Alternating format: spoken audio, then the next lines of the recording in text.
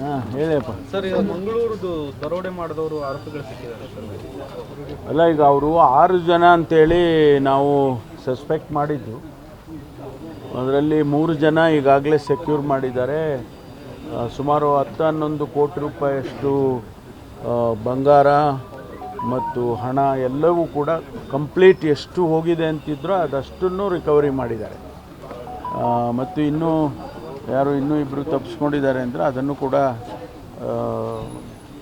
Investigation ಮಾಡ್ತಿದ್ದಾರೆ. ಅವರ location ಮತ್ತೊಂದು ಇದ್ದಾರೆ ಇಲ್ವ ಅನ್ನೋದನ್ನು ಕೂಡ ಕನ್ಫರ್ಮ್ ಮಾಡ್ಕೋಬೇಕಲ್ಲ, ಅದನ್ನು ಮಾಡ್ತಾ ಇದ್ದಾರೆ.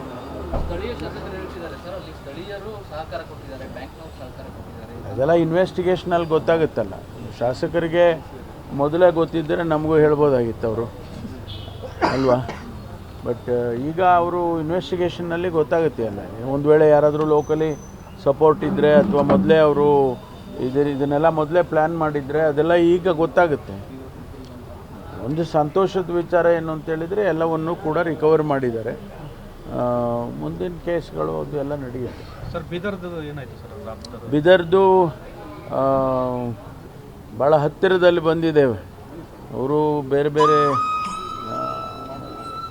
ಅಲ್ಲಿಂದನೇ ಉತ್ತರ ಪ್ರದೇಶದಿಂದನೇ ಮೋಟ್ರ್ ಬೈಕನ್ನ ತೊಗೊಂಡು ಬಂದಿದ್ದಾರೆ ಅವರು. ಆ ರೀತಿ ಎಲ್ಲ ಇನ್ಫಾರ್ಮೇಷನ್ಸ್ಗಳಿದ್ದಾವೆ. ಅದನ್ನು ನೋಡಿಕೊಂಡು ಆಮೇಲೆ ಹೇಳ್ತೀವಿ. ಈಗ ಮೈಸೂರು ಮಾನಂದವಾಡಿ ಇದು ಒಂದು ಅಡಿಕೆ ವ್ಯಾಪಾರಿ ರಾಬರಿ ಕೇಸ್ ಸರ್, ಅದು ಕೂಡ ಮೈಸೂರಿನಲ್ಲಿ ಆತಂಕ ಸೃಷ್ಟಿ ಮಾಡಿದೆ. ಇನ್ನೂ ಪೊಲೀಸ್ನವ್ರು ಕ್ರಮ ತಗೊಳ್ತಾರೆ. ದಿನನಿತ್ಯ ಈ ಥರದ್ದೆಲ್ಲ ಆಗ್ತಾ ಇರುತ್ತೆ. ಆದಾಗ ಆ ಲೊಕೇಶನ್ನು ಆ ಜುರಿಸ್ಟಿಕ್ಷನಲ್ ಪೊಲೀಸ್ನವರು ಕ್ರಮ ತಗೊಳ್ತಾರೆ. ಬಟ್ ವಿಪಕ್ಷಗಳು ಎಲ್ಲವನ್ನು ಸಮಗ್ರವಾಗಿ ಒಗ್ಗೂಡಿಸಿ ದರೋಡೆ ರಾಜ್ಯ ಅಂತ ಹೆಸರಿಟ್ಟಿದ್ದಾರೆ ಸರ್. ಅಶೋಕ್ ಅವರು ಈ ಪದವನ್ನು ಬಳಸಿದ್ದಾರೆ. ಹೌದು, ಅವ್ರ ಕಾಲದಲ್ಲಿ ಯಾವ ರಾಜ್ಯ ಇತ್ತು, ಅವರು ಸರ್ಕಾರದಲ್ಲಿದ್ದಾಗ ಯಾವ ರಾಜ್ಯ ಇತ್ತು ಅಂತ ಅದನ್ನು ಹೇಳೋಣ. ಸಂದರ್ಭ ಬಂದಾಗ ಅದನ್ನು ಕೂಡ ಹೇಳ್ತೇನೆ. ನಾನು ಅಂಕಿಅಂಶಗಳ ಮೂಲಕ ಹೇಳ್ತೀನಿ. ದರೋಡೆಕೋರರು ಸ್ವರ್ಗ ಆಗಿದೆ ಅಂತ ಟೀಕೆ ಸರ್ ಕರ್ನಾಟಕ. ಹೇಳಿ, ಅವರೆಲ್ಲ ಹೇಳ್ತಾ ಇರ್ತಾರೆ. ಸರ್, ನಿನ್ನೆ ಬಿಜೆಪಿ ಒಂದು ಪ್ರೆಸ್ ಕಾನ್ಫರೆನ್ಸ್ ಮಾಡಿ ಈ ಲಕ್ಷ್ಮೀ ಹೆಬ್ಬಾಳ್ಕರ್ ಆಕ್ಸಿಡೆಂಟ್ ಆದಾಗ ಮಾಜಾರ್ ಮಾಡೋಕ್ಕಿಂತ ಮುಂಚೆನೇ ಗಾಡಿ ಎತ್ತಿದ್ರು, ಅದರಲ್ಲಿ ದುಡ್ಡು ತೊಗೊಂಡು ಹೋಗ್ತಿದ್ರು, ಒಂದು ಜುಡಿಷಿಯಲ್ ಎಂಕ್ವೈರಿ ಆಗಬೇಕು ಅಂತ ಡಿಮ್ಯಾಂಡ್ ಮಾಡ್ತಾರೆ. ಗೊತ್ತಿಲ್ಲ ಅದೆಲ್ಲ ನಮಗೆ. ನಾವು ಒಂದು ಅವರ ಪ್ರಾಣ ಉಳಿದಿದೆ, ಜೊತೆಗೆ ವೆಹಿಕಲಿಗೆ ಡ್ಯಾಮೇಜ್ ಆಗಿರೋದು ಅದೆಲ್ಲ ಅವರು ಈಗ ಎಲ್ಲವನ್ನು ಕೂಡ ಪೊಲೀಸ್ನವರು ವೆರಿಫೈ ಮಾಡ್ಕೊಂಡಿದ್ದಾರೆ. ಸರ್, ಅದಕ್ಕೆ ಬಟ್ಟೆ ಹಾಕಿದ್ರು ಕಾರ್ ಒಳಗಡೆ, ಅದರೊಳಗಡೆ ದುಡ್ಡಿತ್ತು. ಅರ್ಧ ಗಂಟೆಯಲ್ಲಿ ಕಾರ್ ಎತ್ತಿದ್ದಾರೆ. ಗೊತ್ತಿಲ್ಲ, ಇವರೇನಾದರೂ ನೋಡಿದ್ರೇನೋ ಗೊತ್ತಿಲ್ಲ ನನಗೆ. ಸರ್, ನಮಗೆ ಏನೇನು ಮಾಹಿತಿ ಇಲ್ಲಿವರೆಗೂ ಇದೆ ಅದನ್ನು ಮುಚ್ಚಿಡೋ ಅಂಥದ್ದು ಏನೂ ಇಲ್ಲ. ಅಲ್ಲ, ಅವ್ರು ಹೇಳೋದು ಇಟ್ಸ್ ಹೈ ಪ್ರೊಫೈಲ್ ಕೇಸ್. ಹಿಂಗಿರ್ಬೇಕಾದ್ರೆ ಪೊಲೀಸರು ಇನ್ನೂ ಕಟ್ಟೆಚ್ಚರ ವಹಿಸಬೇಕಿತ್ತು. ಯಾಕೆ ಗಾಡಿ ಬಿಟ್ಟರು ಅಲ್ಲಿಂದ? ಅವ್ರಿಗೆ ಗೊತ್ತಿಲ್ಲಲ್ಲ, ಗೊತ್ತಾದ್ಮೇಲೆ ತಾನೇ. ಇದೆಯಲ್ಲ ಸರ್, ಗೊತ್ತಾಗಿದ ಮೇಲೆ ಪೊಲೀಸ್ನವ್ರು ಹೋಗಿರೋದು.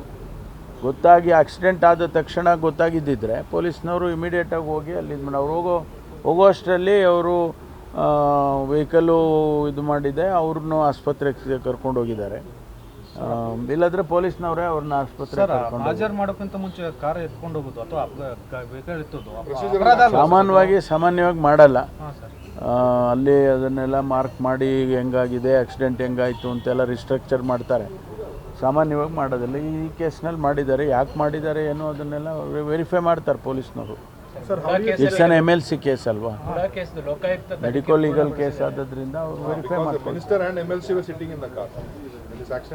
ಹೌದು, ಅವರು ಇದ್ರು ಅಂತಾನೆ ಇಷ್ಟು ಇಂಪಾರ್ಟೆನ್ಸ್ ಬಂದಿದೆ, ಅದಕ್ಕೆ ವೆರಿಫೈ ಮಾಡ್ತಾರೆ. ಬಿಜೆಪಿ ಆರೋಪ ಮಾಡೋದು ಕೂಡ ಒಳ್ಳೆ ಕಥೆ ಆಯ್ತಲ್ರಿ. ಅವ್ರ ಆರೋಪ ಮಾಡ್ತಾನೆ ಇರ್ತಾರೆ. ಅವ್ರ ಆರೋಪಕ್ಕೆಲ್ಲ ನಾವು ಉತ್ತರ ಕೊಡ್ತೀವ? ಕಾನೂನು ಪ್ರಕಾರ ಏನು ಮಾಡಬೇಕೋ ಅದನ್ನು ಮಾಡ್ತೀವಿ.